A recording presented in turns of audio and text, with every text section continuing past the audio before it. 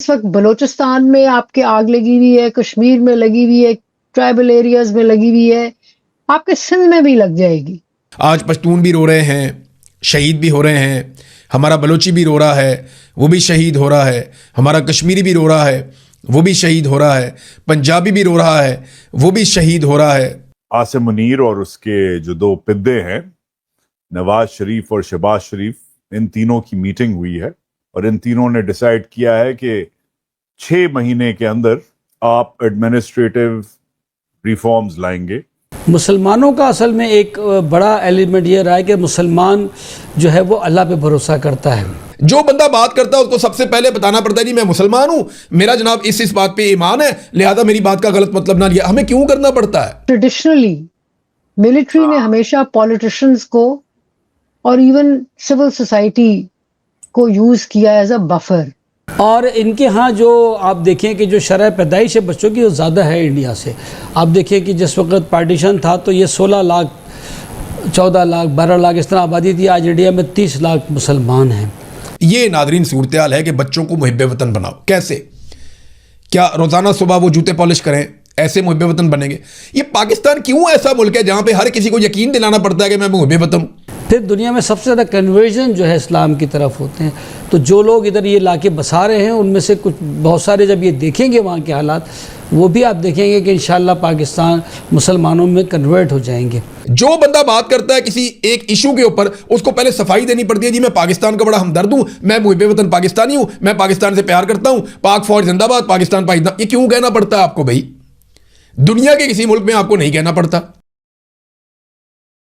नमस्कार दोस्तों, कल रात आसिम मुनीर ने पाकिस्तान के प्राइम मिनिस्टर शहबाज शरीफ और उनके भाई नवाज शरीफ के साथ एक खुफिया मीटिंग की, जिसमें आसिम मुनीर ने दोनों भाई को ये धमकी लगाई कि अगर आने वाले 2-4 महीनों में पाकिस्तान के हालात सही नहीं हुए तो उनकी गवर्नमेंट गिर जाएगी।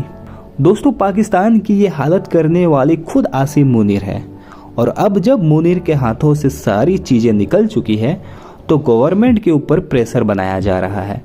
दोस्तों, चाहे बलूचिस्तान हो या KPK, सिंध से लेकर पाकिस्तानी पंजाब में अब प्रोटेस्ट हो रहे हैं। ऊपर से पाकिस्तान की इकोनॉमी इतनी गिर चुकी है कि अगर इन्हें अमेरिका या चाइना भीख नहीं दिए तो पूरा पाकिस्तान डिफॉल्ट हो जाएगा। इसलिए अब आसिम मुनीर की चीखें निकल रही है और वो भारत के साथ एक वॉर स्टार्ट करने की धमकी दे रहा है ताकि पाकिस्तानी अवाम का ध्यान किसी तरह भटकाया जाए। इसी टॉपिक पर चलिए आगे इस वीडियो को देखते हैं। चैनल को सब्सक्राइब और वीडियो को लाइक करना ना भूलें। 23 साल बाद पाकिस्तान में दहशतगर्दी एक बार फिर बुलंद तरीन सतह पर पहुंच गई है और गुज़िश्ता 2 बरस बदतरीन है। बलूचिस्तान में पाकिस्तानी फौज के सबसे ज्यादा जवान गुज़िश्ता 2 बरसों के दौरान शहीद हुए हैं। पाकिस्तान की तारीख में किसी भी दौरे हुकूमत के मुकाबले में सबसे ज्यादा कर्जा गुज़िश्ता 4 साल में लिया गया है। क्रिकेट जो है उसको गुज़िश्ता 4 सालों में तबाह बर्बाद कर दिया गया। आलमी रैंकिंग में हम इतना नीचे कभी नहीं गए। पाकिस्तानी पासपोर्ट जो है सोमालिया से भी नीचे चला गया। दुनिया के 3 बदतरीन पासपोर्ट के अंदर हम शामिल हो गए। तो सिस्टम तो वाकई पहले भी तबाह था, लेकिन जो सिस्टम की तबाही आसिम मुनीर साहब के आने के बाद फिरी है ना, उससे पहले कभी नहीं फिरी। यही सिस्टम पाकिस्तान में था, बाद वक़्त पाकिस्तान ऊपर भी जाता था। इसी सिस्टम के अंदर इमरान खान साहब डिलीवर करने की कोशिश कर रहे थे। पाकिस्तान की मईशत भी आगे जा रही थी, लेकिन अब नहीं। अब सिस्टम इन्होंने यही चलाना है, हुकूमत इन्होंने पूरी करनी है, कंट्रोल इन्होंने अपने हाथ में रखना है और सारा कुछ इनको चाहिए। मिसाल के तौर पे अब देखें ना, उस्ताद की कितनी इज्जत होती है। ये परवेज हूद भाई, उनका एक स्टेटमेंट है और उन्होंने बात की प्रोफेसर्स के साथ, वाइस चांसलर्स जो यूनिवर्सिटियों के होते हैं। वो कहते हैं कि इस्लामाबाद के 25 के करीब वाइस चांसलर्स को DG ISPR ने बुलाया, अहमद शरीफ साहब ने अपने दफ्तर के अंदर बुलाया। 25 वाइस चांसलर्स तालीमी इदारों के, उनको बुलाया गया अपने दफ्तर में DG ISPR की जानिब से और उन्हें कहा कि तुम लोगों ने बच्चों को मुहिब वतन बनाना है और साथ ही उन्होंने मुहिब वतन बनाने के नुस्खे भी बताना शुरू कर दिए। जनाब ऐसे ऐसे बच्चे जो हैं वो मुहिब वतन बनेंगे। अब बेचारे सारे वाइस चांसलर वो डरते हैं, जनाब फौजी हैं, यूनिफॉर्म में, मारेंगे पकड़ के, ये तो अगवा कर लेते हैं, नौकरियां भी छीन लेते हैं। तो वाइस चांसलर चुप करके सुनते रहे। बीच में से एक आधा बोला तो परवेज हूद भाई के बकौल उसको ऐसी चपेट पड़ी या ऐसी उसकी सुथराई की गई कि उसके बाद वो भी खामोश हो गया। ये नादरीन सूरत हाल है कि बच्चों को मुहिब वतन बनाओ। कैसे? क्या रोज़ाना सुबह वो जूते पॉलिश करें, ऐसे मुहिब वतन बनेंगे। ये पाकिस्तान क्यों ऐसा मुल्क है जहां पे हर किसी को यकीन दिलाना पड़ता है कि मैं मुहिब वतन हूं? जो बंदा बात करता है उसको सबसे पहले बताना पड़ता है जी मैं मुसलमान हूं, मेरा जनाब इस बात पे ईमान है, लिहाजा मेरी बात का गलत मतलब ना लिया। हमें क्यों करना पड़ता है? जो बंदा बात करता है किसी एक इशू के ऊपर उसको पहले सफाई देनी पड़ती है जी मैं पाकिस्तान का बड़ा हमदर्द हूं, मैं मुहिब वतन पाकिस्तानी हूं, मैं पाकिस्तान से प्यार करता हूं, पाक फौज जिंदाबाद, पाकिस्तान पाकिस्तान। ये क्यों कहना पड़ता है आपको भाई? दुनिया के किसी मुल्क में आपको नहीं कहना पड़ता। यूरोप में चले जाएं आपको एक भी गद्दार नहीं मिलेगा, बर्तानिया में चले जाएं आपको कोई गद्दार नहीं मिलेगा, अमेरिका में चले जाएं आपको कोई गद्दार नहीं मिलेगा, ऑस्ट्रेलिया न्यूजीलैंड में चले जाएं, जापान में चले जाएं, साउथ कोरिया में चले जाएं, आपको गद्दार मिलेंगे ही नहीं। आपको थाईलैंड में भी गद्दार नहीं मिलेंगे, आपको दुनिया के किसी मुल्क में गद्दार नहीं मिलेंगे। गद्दार आपको पाकिस्तान में मिलेंगे। यहां पे गद्दारी के फतवे लगाए जाते हैं, ये भी गद्दार है, ये भी गद्दार है, ये भी गद्दार है। कश्मीरी गद्दार, बलूची गद्दार, पठान गद्दार, पंजाबी गद्दार, बंगाली गद्दार, कोई रह गया?